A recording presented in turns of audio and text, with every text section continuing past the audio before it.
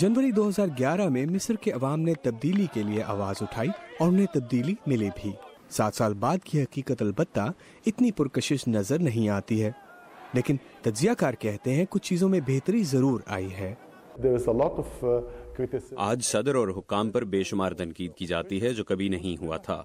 मिसाल के तौर पर 50 या 60 साल पहले सदर जमाल अब्दुल नासिर के दौरे हुकूमत में ऐसा मुमकिन नहीं हुआ, लिहाजा मिस्र तरक्की कर रहा है। लेकिन इसका उन मुल्कों से मवाजना ना करें जिन्हें अपनी जमहूरियत को परवान चढ़ाने के लिए सदियां लगीं और खाना जंगी जैसे हालात से गुजरना पड़ा। शाम और लिबिया के बरक्स मिस्र खाना जंगी से बच गया और फौज ने पुरतशद्दुद इक़दामात नहीं किए, लेकिन साथ ही नई आज़ादियों पर कदगन भी लगाई गई। मिस्र के सदर अब्दुल फताह अल सीसी साल 2014 में इस्लाम पसंद सदर मोहम्मद मुर्सी की जगह मिस्र के सदर मुंतखब हुए।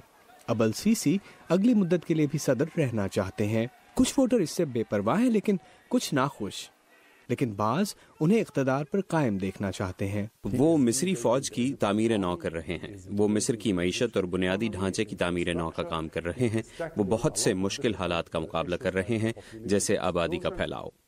लेकिन मिस्र मुनक़सिम है। इस्लाम पसंद इख़वानुल मुस्लिमीन की हुकूमत गिराने पर अल सीसी से नाखुश हैं।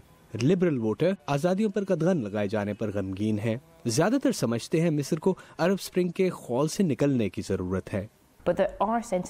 खुद मुख्तारी के बारे में रवैये हसास हैं और कौम परस्त जज्बात मशरिक़ वस्ता के दीगर ममालिक की निस्बत ज्यादा हैं, क्योंकि जाहिर है कि ये एक बहुत पुराना इलाका है जहाँ एक कदीम तहजीब परवान चढ़ी।